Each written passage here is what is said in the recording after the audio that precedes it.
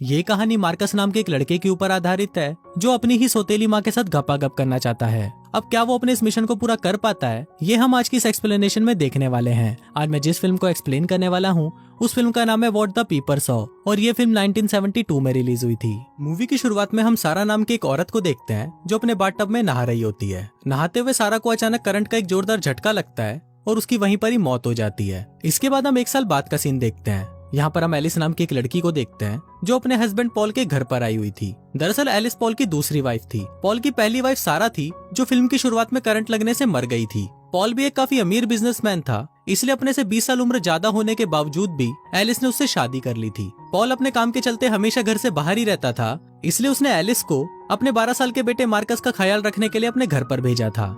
इसके अलावा पॉल ने एलिस को ये भी बताया था कि अभी मार्कस का बोर्डिंग स्कूल चल रहा है, जिसके चलते वो घर एक हफ्ते बाद आएगा।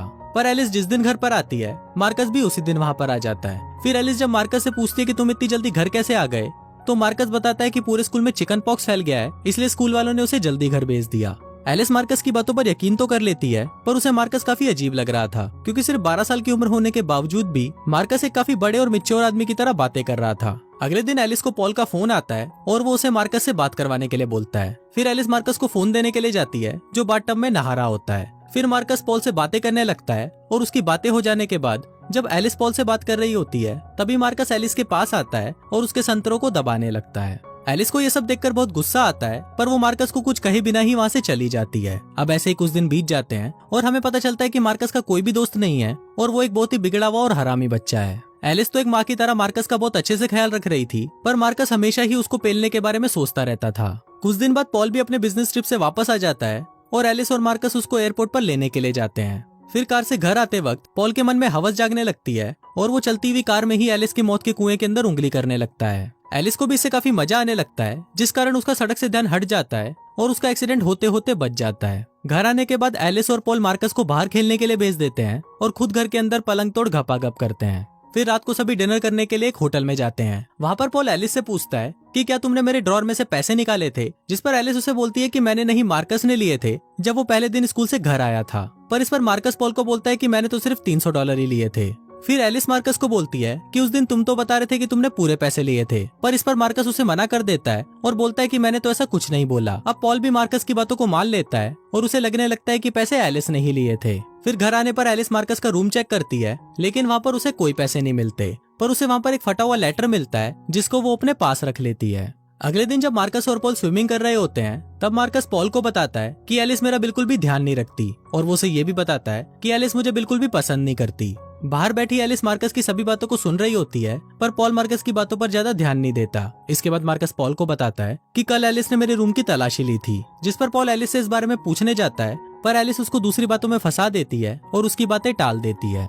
कुछ दिनों बाद एलिस मार्कस के बारे में और पता करने के लिए उसके स्कूल जाती है, जहाँ पर उसे पता चलता है कि मार्कस की स्कूल की कोई भी छुट्टियां नहीं चल रही, बल्कि उसे तो पिछले महीने ही स्कूल से निकाल दिया गया है। फिर स्कूल के प्रिंसिपल एलिस को बताते हैं कि उन्होंने मार्कस के घर पर इससे रिलेटेड एक लेटर भी भेजा था, पर मार्कस ने उस लेटर को फाड़ दिया था। और यहाँ पर हमें ये पता चलता है कि ये वही लेटर था जो एलिस को मार्कस के कमरे की तलाशी लेते हुए मिला था। प्रिंसिपल एलिस को ये भी बताते हैं कि मार्कस स्कूल के आसपास रहने वाले लोगों के घरों में झांकता है और उन्हें घपाघप करते हुए भी देखता है। इसके अलावा वो स्कूल के आसपास भटकने वाली बिल्लियों को पकड़कर उन्हें जान से मार देता है और उसकी इन्हीं हरकतों की वजह से उसे स्कूल से निकाल दिया गया है। अब प्रिंसिपल की सभी बातें सुनकर एलिस शॉक्ड हो जाती है और उसे लगने लगता है कि मार्कस कोई साइको है। एक रात एलिस पॉल के साथ एक पार्टी में जाती है, जहां उसकी मुलाकात सोफी नाम की एक औरत से होती है। फिर वो एलिस को बताती है कि सारा मेरी दोस्त थी और उसकी बाथटब में डूबने से मौत हो गई थी। अब एलिस को लगने लगता है कि शायद मार्कस ने ही सारा को मारा होगा और वो इस बारे में पॉल से बात करने की कोशिश भी करती है, पर पॉल एलिस की किसी भी बात पर यकीन नहीं करता। उल्टा वही उसके साथ झगड़ने लगता है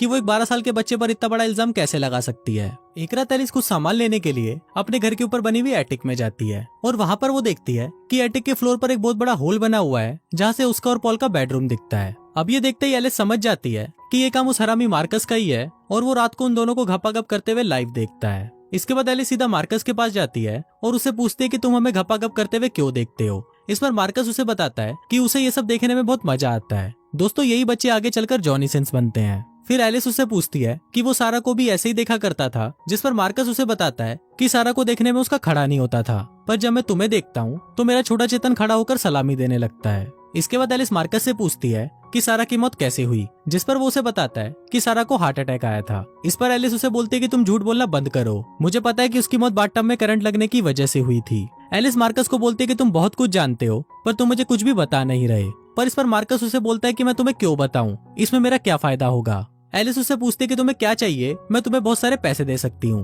पर मार्कस उसे मना कर देता है और उसे बोलता है कि मुझे तुम्हें बिना कपड़ों के देखना है। तभी एलिस एक एक करके अपने कपड़े उतारने लगती है और मार्कस उसके सभी सवालों के जवाब देने लगता है। वो उसे बताता है कि सारा को हार्ट की प्रॉब्लम थी जिसके बारे में किसी को पता नहीं था और उसकी मौत हार्ट अटैक से ही हुई थी। पर एलिस मार्कस की किसी भी बात पर यकीन नहीं करती और वो गुस्से में वहाँ से चली जाती है। फिर अगले दिन एलिस पॉल को एटिक वाले होल के बारे में बताती है, पर जब पॉल वहाँ पर चेक करने के लिए जाता है तो उसे वहाँ पर कुछ नहीं मिलता। फिर एलिस पॉल को बताती है कि मार्कस हमें घपाघप करते हुए देखता है और हमेशा हमें यहाँ से झांकता रहता है। पर पॉल एलिस की बातों पर यकीन नहीं करता और उसे लगता है कि शायद एलिस पागल हो चुकी है।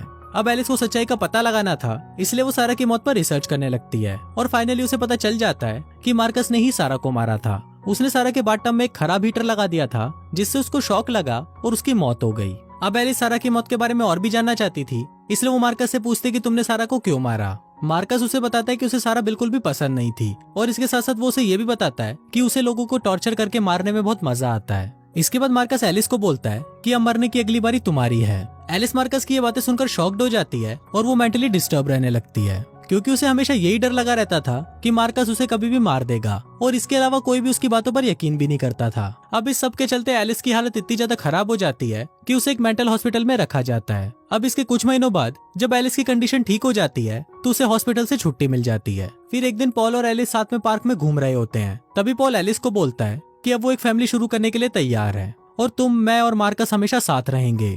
तभी वहाँ पर मार्कस आ जाता है और वो एलिस को अपने साथ अकेले में ले जाकर उसे सारा की मौत के बारे में बताने लगता है। फिर मार्कस एलिस को बोलता है कि अब वो उसे नहीं मारेगा क्योंकि अब वो उसे पसंद करने लगा है। फिर एलिस भी मार्कस को बताती है कि वो भी उसे पसंद करने लगी है और इसके साथ ही वो मार्कस के साथ चुम्मा चाटी करना शुरू कर देती है। इसके कुछ देर बाद एलिस देखती है कि सामने सड़क पर बहुत ही तेजी से एक कार आ रही है और ये देखकर वो अचानक मार्कस के डॉग के टॉय को सड़क पर फेंक देती है। फिर जब मार्कस का डॉग उस टॉय को लेने के लिए सड़क पर जाता है तभी मार्कस भी उसे रोकने के लिए उसके पीछे जाता है, पर तभी वो तेजी से आती कार मार्कस को एक जोरदार टक्कर मारती है जिससे मार्कस की वहीं पर ही मौत हो जाती है। अब एलिस मार्कस को मारा हुआ देखकर बहुत ज्यादा खुश होती है क्योंकि अब उसे किसी का कोई डर नहीं था और इसी के साथ ही ये फिल्म यहीं खत्म हो जाती है।